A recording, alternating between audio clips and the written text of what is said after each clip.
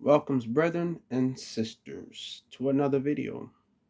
As our Father's promise, thank you for joining me to another one. You already know what we're here for. Edifying of the spirit, the knowledge in the heart, right? Now, today we're going to be obviously, like I normally do, talk of the modern times and the things that are happening of the now. Now, although I am under an attack currently, give me just one moment, please. What? Give me one moment. But of course, we're here. We have to definitely move in the direction that we should, as it should. Okay. And the first way to do that is by what?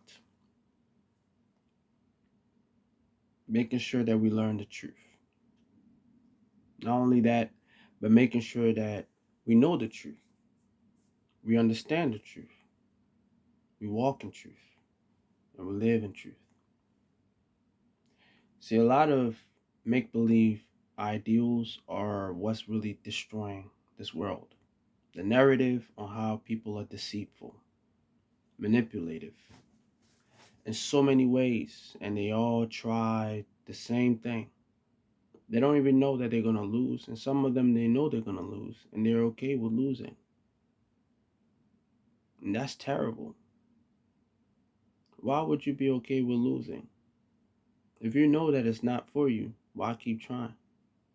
It's not for you. But you're putting yourself in that scenario. So things happen that are terrible. Can't blame me for that, you know? In certain aspects, as to even if somebody was to lead me in the wrong path, right? I still know what's right and what's wrong, what's good and what's wrong. Even if somebody advised me to do bad, I still know the difference between good and bad. I make those choices. There are options that are given to me. It doesn't matter how good it sounds. See, when you are loyal, you have integrity. It doesn't just show in your actions as far as how you want people to perceive you, but it's who you are. So if you're not any of those things, what makes you think that Christ is going to be the same with you? He loves us all, but we have to understand that this liable, situation works hand to hand, because you're going to be receiving help regardless if you truly accept. But if you're being hypocritical about it, we all make mistakes. I just made a mistake just then, but at least I was still catching myself off the mistake. I had to say it in my mind when I was drinking some water. I give thanks to my Father for a lot of stuff. We all make mistakes. I'm not going to be a hypocrite and stand here and lie to you guys. I will not. I wouldn't even allow myself to be on here and start lying. So this message is more so, the topic of this message is when you know your enemies, knowing that we don't battle against the flesh but of the spirit, right?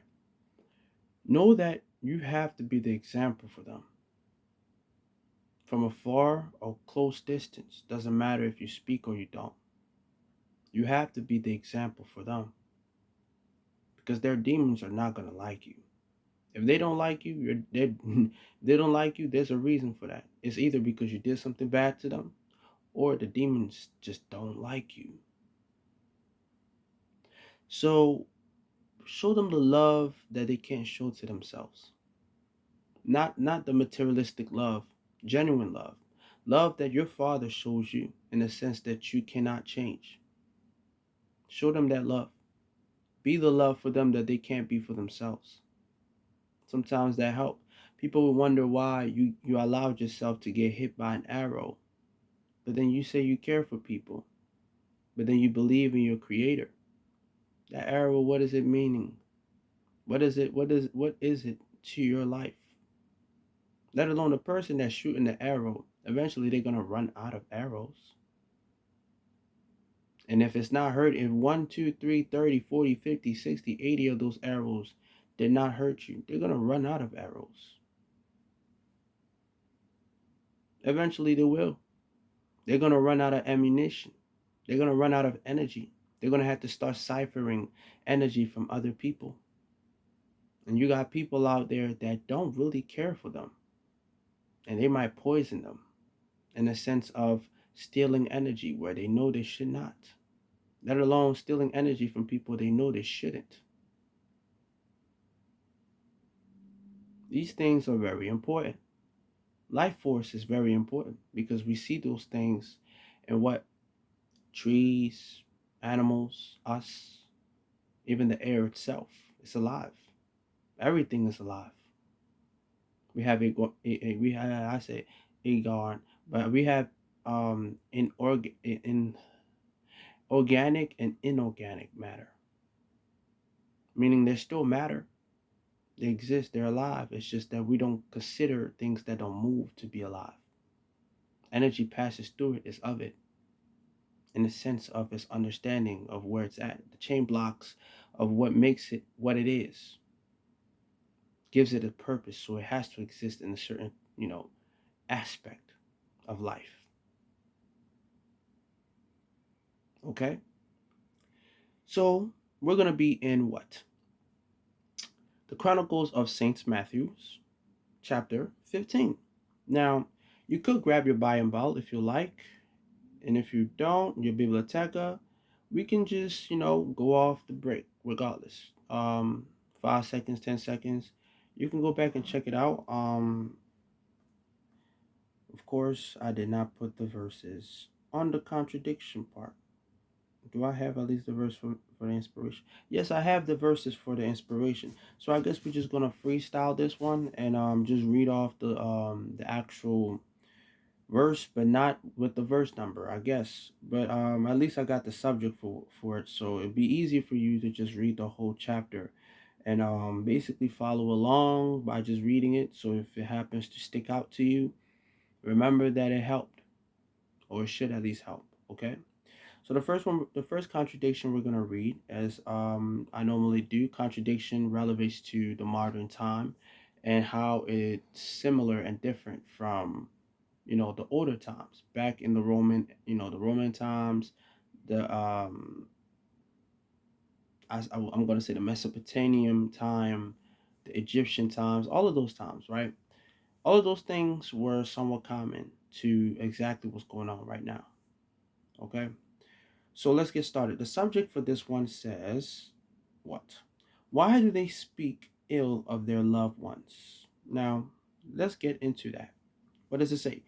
He then asked them, then why do they break the commandments of Yahuwah? And them is who? The disciples, right? And they're asking Yahusha, and him, Yahuwah, Elohim, Adonai, right? Basically in the flesh, right? Saying, why do the people break the commandments? Then he asked the people, not Christ. My apologies. It was the other way around. Christ asked the people, why do people break the commandments? Okay. Then it says, it's said that you must honor, respect your mother and father, and whosoever that curses them will lose their lives.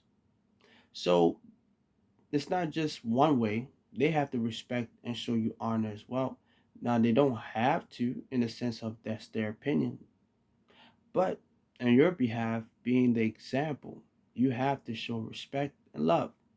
Now you don't have to obey in the sense of wrong. If somebody does wrong to you, do right. Do right so much that you cannot be moved, that nobody will move you. It doesn't matter how they do it, if they physically do it, mentally do it, heart emotionally do it, spiritually do it.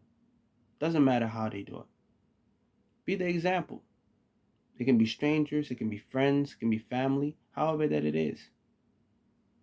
Respect and love is still the same in some aspect because you gotta respect somebody you love. So if you don't love somebody, you don't respect them. It's just that simple. That's the reason why I tell a lot of people, do not be manipulative when you're trying to teach someone about Christ. Because if you love that person, you were in their shoes, you would understand why they have anxiety about learning about what they're learning. You will understand the steps, the place where they're at. You can't give somebody a hand and you'll cross a bridge that doesn't have a path for you to even get close to the person. That person is gonna fall because first, you're not even on the same level field. And a lot of this has to do with ego. And sometimes, well, majority of the time, misunderstandings. Okay? So let's continue. What does it say in the next verse? The subject for this one is can't contradict. Oh, my apologies. Yeah, no. I'll read the subject. Can't contradict the rules you make, no matter the offense. You shouldn't contradict yourself. If you said something, you said it.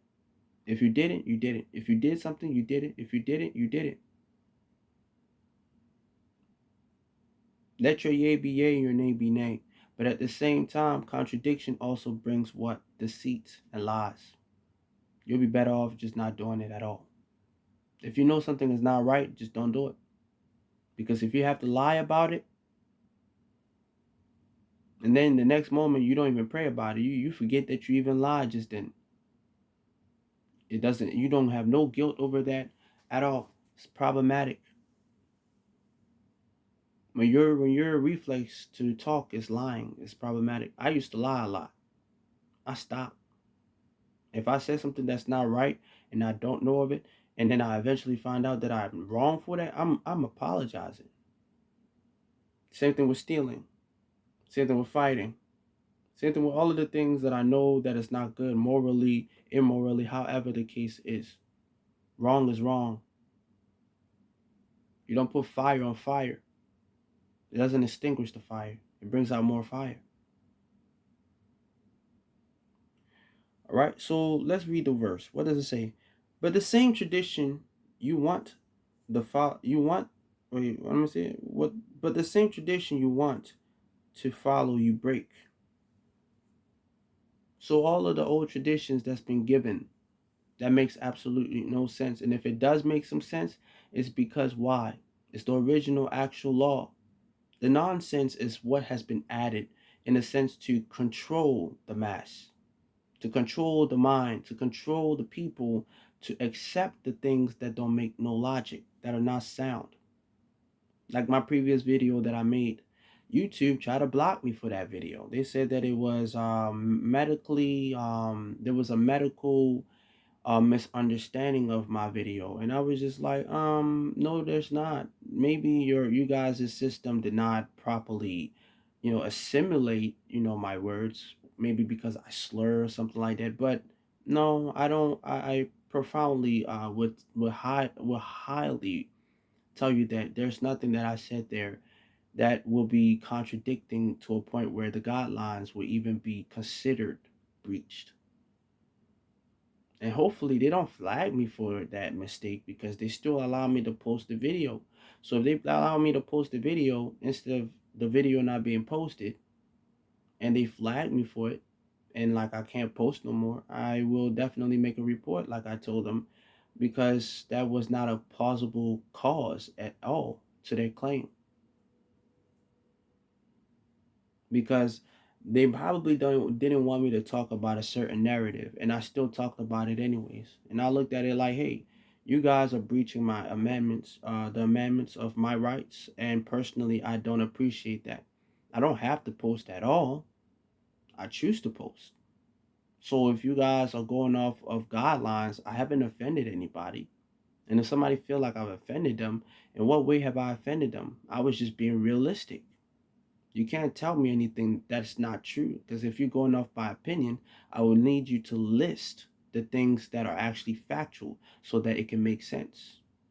You know, just that in that time, like I said, I even told them I don't got no problem. I don't have no problems with anybody, right? So I won't even be there to talk harshly to them. I just happen to let them know, hey, it might just be a misunderstanding. I can understand things happen in this world. Even if it was not and it was intentional. I still posted the video and it's up now, right? You guys going to check it out. It's actually very, very interesting to watch. But let's continue. You're all hypocrites, for Esaias warned me of you, for you have none and just lips alone. So a lot of people are just talking. More like a lot of these governing officials, all of these people that are, out here protesting about the vaccines, and some of them don't even know what's in the vaccines. They're like, oh yeah, of course the virus has to be in the vaccine. It has to be in a controlled setting in order for it. That's how the vaccine works. And it has to be in a controlled setting for it to be exposed to your body, so your body can fight it off. And listen, I understand chemical. I understand biology. I understand autonomy in so many ways that the average person that even goes to school, that knows all of these things, they should tell you that it doesn't make no sense as to why there are random things that are being injected in people's bodies, right? Now, this is a medical term right here that I actually am expressing, but it is not opinionated. It's actually a fact. Even if they want to say that it's not, we can talk about that all day, which is actually a fact. Because what happened to Dr. Fauci? Did he not get brought to court like last month about this vaccine, this COVID vaccine? So in any way, matter of form, that would be technically contradictive and convoluting in any way, in every way possible, for people to be out here saying that you are stupid if you have not taken the vaccine. I find that to be very ridiculous, hilarious at the same time, because first, not everybody's system is meant for them to take the COVID vaccine. Just because it's called a vaccine, it doesn't mean it's for everybody. So not only that, there are people out here where like they have medical issues, and even if they don't have medical issues, their body might just not adjust to that vaccine. That's another problem, because if somebody lose their life and then you say that, oh, it's because they went and drank some water out the tap, out of the sink or whatever the case is, right? After they take the vaccine, we also still have to include that the vaccine was still brought to in their body, because some way somehow it reduced their immunity of whatever that they never really had in the first place to begin with. So some people, they go to the hospital, they don't know much about their body, their blood, their system of their entire existence, or their vessel, and they just let people stick anything in them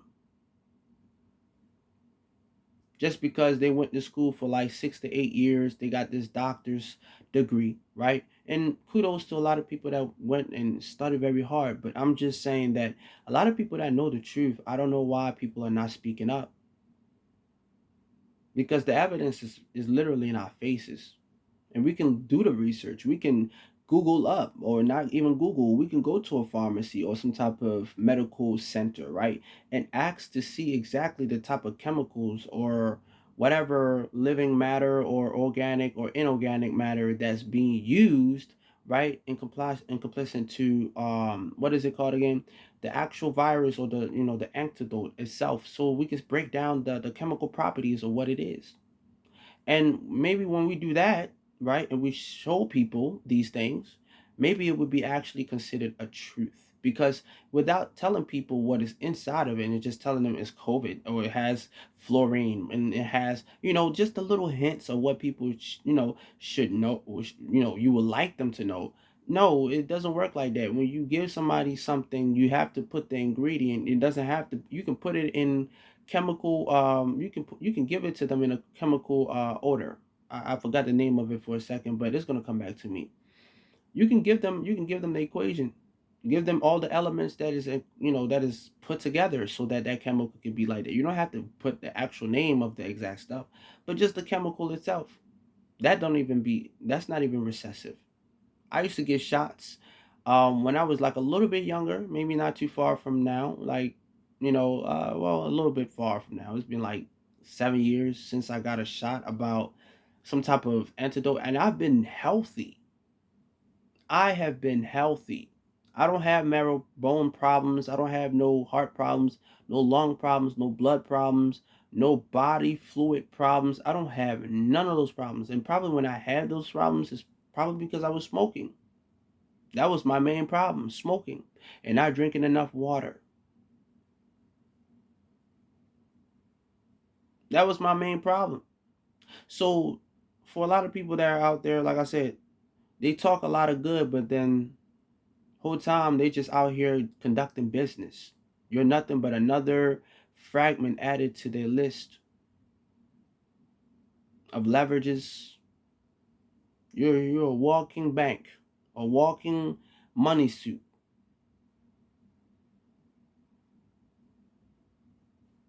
Just being realistic, right? Because what else? They're throwing money on the side every single day, burning it, right? Or at least that's what they tell us, that they're burning money and not just keeping it, right? Because why would they tell us if they're keeping the money that they tell us they're burning or that's left over in the treasury? When they see that there are a lot of states that need it, there are a lot of people that need it. They could be giving that money out to the homeless people. Now we have inflation, and it doesn't make sense as to why there's still money reserved in the treasury and there's inflation. You know how stupid that sounds?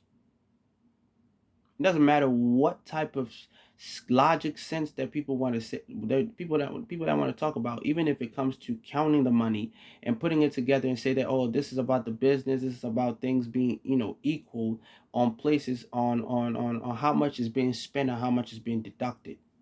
It doesn't matter. I'm gonna look at it and be like, that's still money that was accounted for.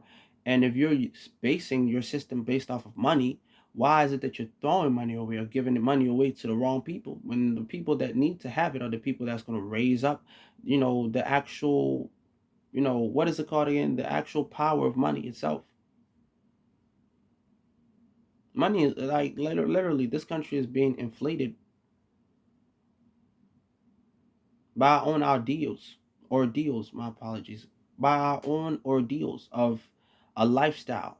There are people that got millions of dollars, and some of them don't even get taxed. And the ones that do get taxed, they got people that they know that, hey, look, we're not gonna, we're gonna help you not have to pay for all of this. Just donate like 15, 20, 30% of that money to charity. And the rest, we go back around, we're gonna rewash this and whatever the case is. That's, to me, that sounds like money laundering to me. I understand they're a paradox, but who else really control the money? I want you guys to take a really good guess on that. Because it's not us. You can't even reach a certain bracket of making money, even if you have a good job, without them reducing it to a certain level. You have to be associated in order for you to even make a certain amount of money. You have to keep a certain oath for you to even make a certain amount of money. You think you can be a millionaire out here walking and you're not going to get targeted? You're not going to be watched? No. That's too much of a chaotic situation for them, because they know that if there was even there are hundreds of thousands of people that got a lot of money, right? But you know how many people are being watched daily? They don't feel happy, and then when they make the wrong move, either they get exited out, brought out of their own trenches. Now I'm not talking about the hood, by the way, because even the richest, they got a hood themselves. The rich neighborhoods, they got a hood themselves. And they talk amongst themselves. They know who's who. So if you ever get robbed in your neighborhood and you got a couple hundreds of thousands, 100 millions of dollars, or a couple hundred thousands of dollars, know that your neighbors already knew. Those that make way more money, those that live their way before you, they already knew. That's why some of those people, they don't even be in the house when that happens. They don't even be around the house when it starts to happen, because most of those people got cameras, especially the gated communities. So I'm not even going to talk much about that, but we're going to continue. Y'all, you all go so much to teach wrong unto many against Ellie's words. Feeling unease, Christ went before the public and said to the multitude, "Nothing can defile someone's mouth unless they speak of lies themselves." Hearing this, the Pharisees were offended and felt shame. So, a guilty mindset. All of these things, when you talk to people that do shady things, they don't never really have an answer. Either they're trying to control the situation or they just don't feel like getting caught. So they don't really say much at all. See, how can I put this in a word that can be understood? Your attention, your intentions are always shown through your action. You can tell when somebody is genuine, and you can tell when somebody's just playing game. When somebody's playing game, you can tell. That's why that's why I do get mad at you sisters when you complain saying that men are out here terrible. There's no good men out here. No, it's just you picked the wrong type of guy. Or you might have picked the right type of guy at the wrong time. We all go through trials, and there's nothing to say that people are not good enough to change. It's not. It's never a thing to say that. But I believe personally, right, that when you don't know personally the type of person you want, and the only thing you're looking at is stability, attraction, physical attraction, and somewhat of an interest, right? I'm talking financial. Hopefully none of you sisters are gold diggers, and the same thing applies to you men. um I think it would be easy to understand that you're basing your relationships on materialistic things and materialistic needs, which cannot, it will never be fulfilling. No matter how much you want it to be, it never will be fulfilling, because it says what? These devils and demons, they're never satisfied. So they're never satisfied. How much so you when they're in you and when they're around you, when they manipulate you? They're going to always want something off of you in the sense of your energy, your time. They're going to want you to go and waste your money on things like Prada, Gucci, all of this Louis stuff. Like, don't mind me, right? Spend your money however you want. But understand that the same people that you're spending your money on, they do not support you. Majority of these people don't even know that you exist. They really don't. They could care less about you and whatever that you do as long as you spend that money. Okay? So people buy all of this 200,000, $1 million car. What happened to, do you know how many people out here that exist that can literally make you a car? An electric car. Not a car that you gotta go and spend $900,000 on. You can go and buy parts and have somebody put a car together for you for about maybe $10,000. And that's probably the least amount.